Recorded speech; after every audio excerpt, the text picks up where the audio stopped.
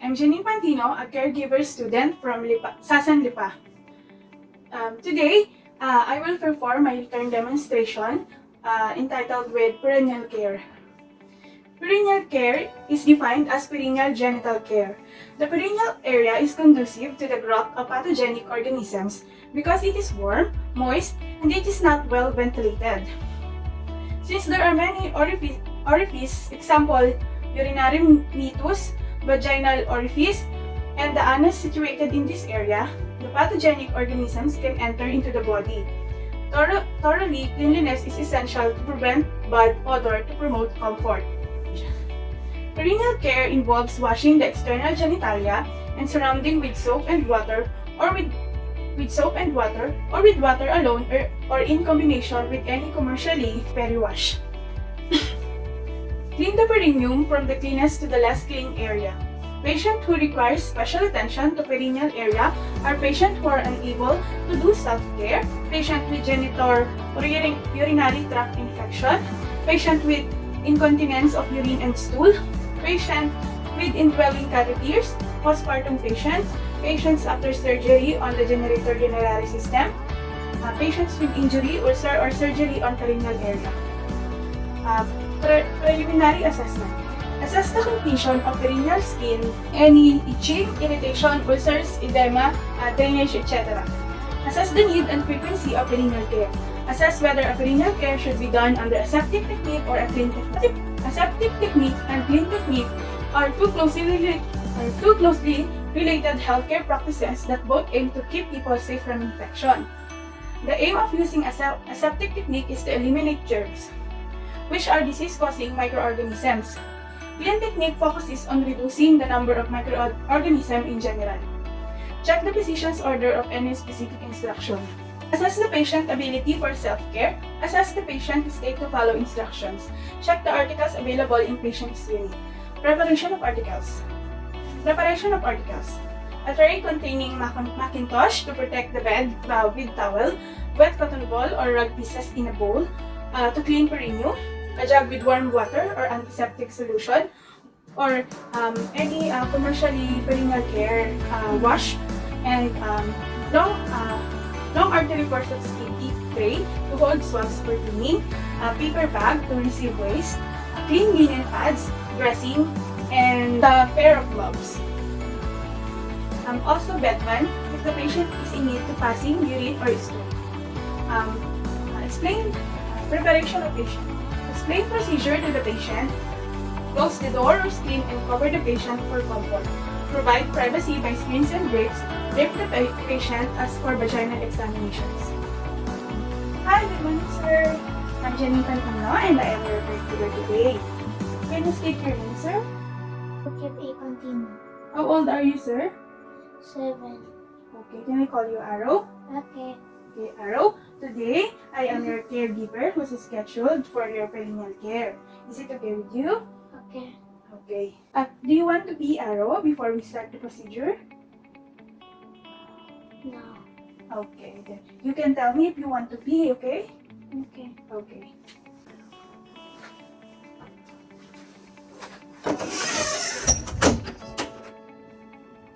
Remove all articles that may interfere with the procedure. Give extra pillows to raise the head.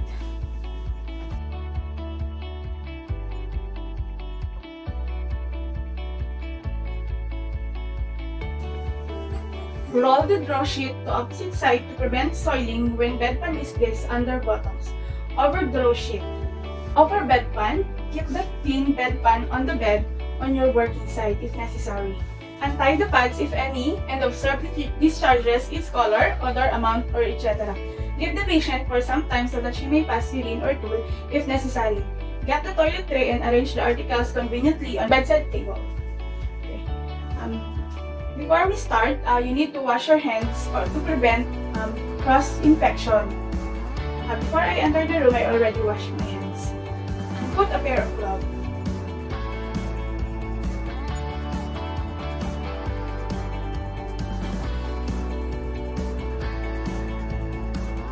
I will put the Macintosh under the sheet and the towels that will protect so that it will protect the bed from getting wet.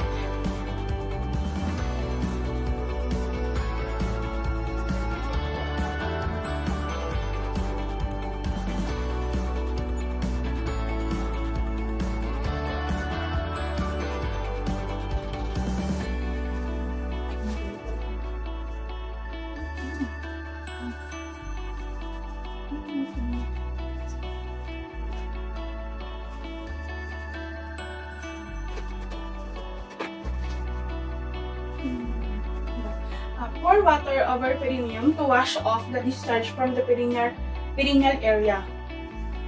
Clean the perineum using the wet swabs to prevent the entrance of bacteria from the colon into urinary tract. Hold the swabs with forceps and clean from above. Use one swab for one swabbing. Clean the perineum from the midline outward in following order: the vulva, the labia, inside of labia and both sides, outside of labia and the both sides. Clean the perineal region and anus thoroughly.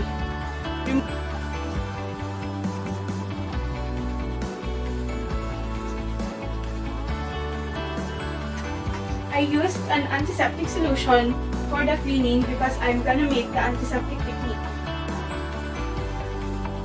First, we're going to start from the mons pubis to the middle down to the anus. Mons pubis down to the anus. Discard the swab.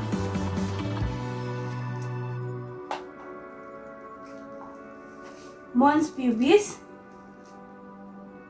Start from the mons pubis, labia minora, down to the anus. Next is mons pubis, the other side of labia minora, down to the anus. Next is mons pubis, labia majora, down to the anus. Next is mons pubis, the other side of labia majora, down to the anus. You have to wash it with warm water.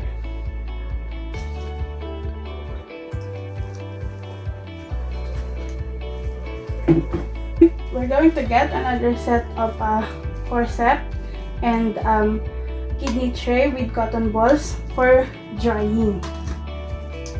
First, you have to go to the mons pubis, middle down to the anus for drying.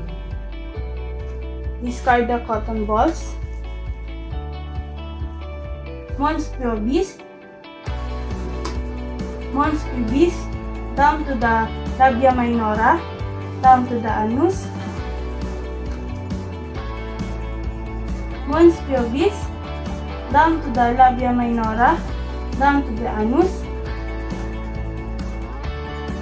Mons pubis down to the labia majora, down to the anus.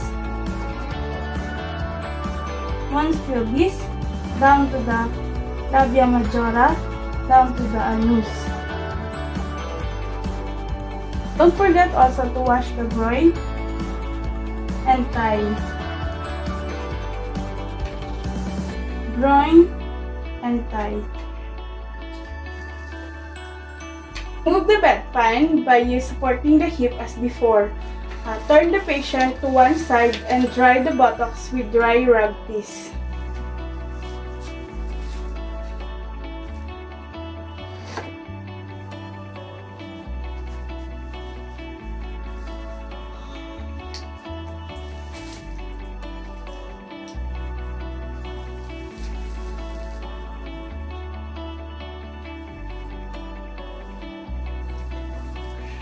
Rinse.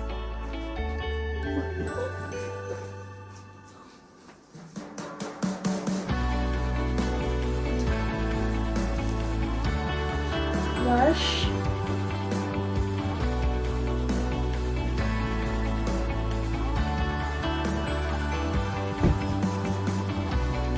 And pat dry.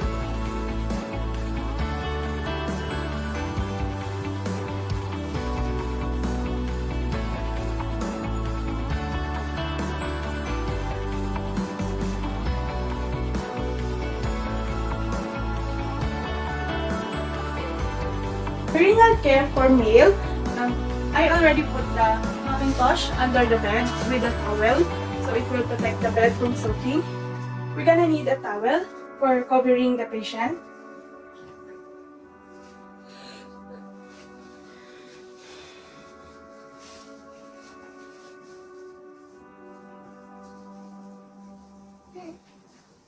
We're going to shape it in B, letter B. now we're going to make a meat. Imagine. We're going to put some soap into the mitten.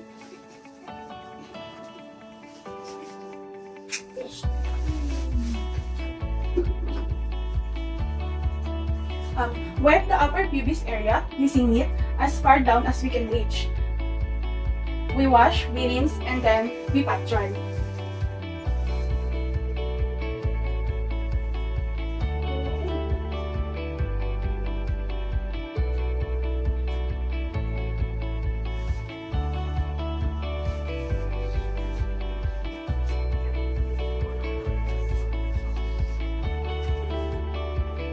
Rinse.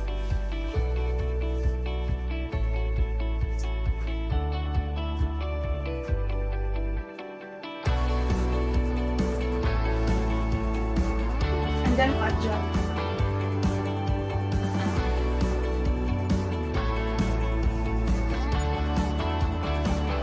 For our uncircumcised client, pull back the foreskin all the way to where it reaches past the head of the penis.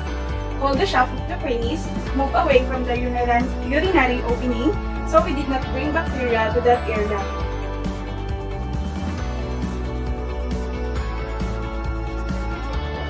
Put some soap.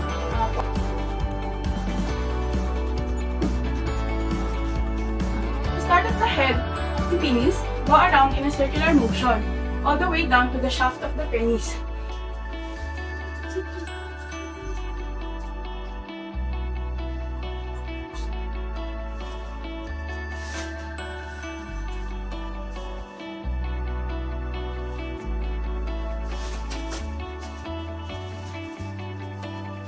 And then rinsing.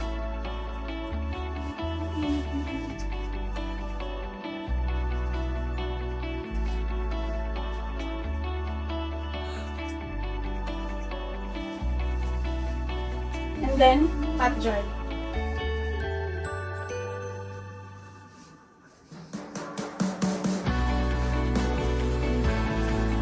Inspect for some crystallization. It is called dried urine.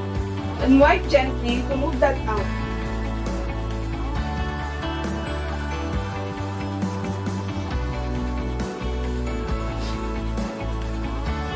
You can use the edge or the tip of your hand, the other side of the meat to move the crystallization.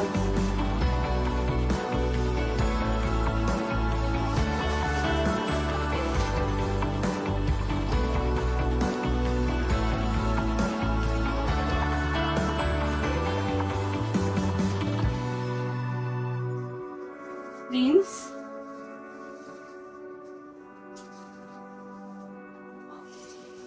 And then pat dry.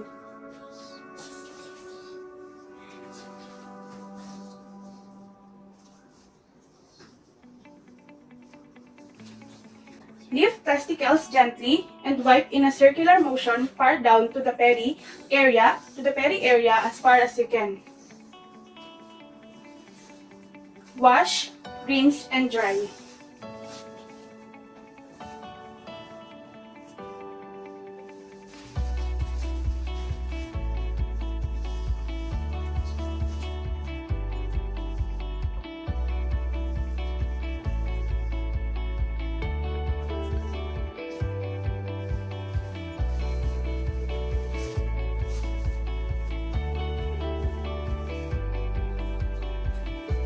Rinse.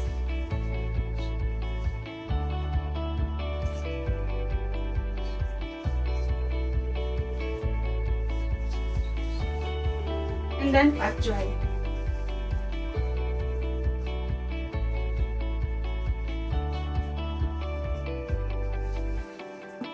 Sometimes doing this would start some inappropriate talks. All the best that you can do is ignore and just keep on going. Now, we can put our client a new clothes or shorts and put him back into his new comfortable position.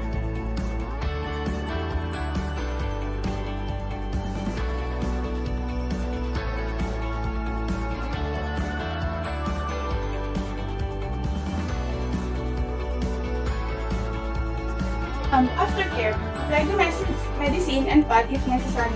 Remove Macintosh if extra one is used. Change linen if necessary. Strengthen the bed clothes. Arrange the bed linen. Make patient comfortable. Take the bedpan to sanitary annex. Remove cotton swabs and empty the contents into the toilets. Clean all particles. Boil forceps. Replace articles. And replace all instruments to prepare equipment for the next procedure. Discard dirt properly and safely to maintain standard precautions. Remove gloves and wash your hands to prevent the spread of infection. And documents the care and signs on the records. Provides ongoing data collection and coordination of care. Giving signature maintains professional accountability. Report any finding to senior staff to provide continuity of care. Thank you.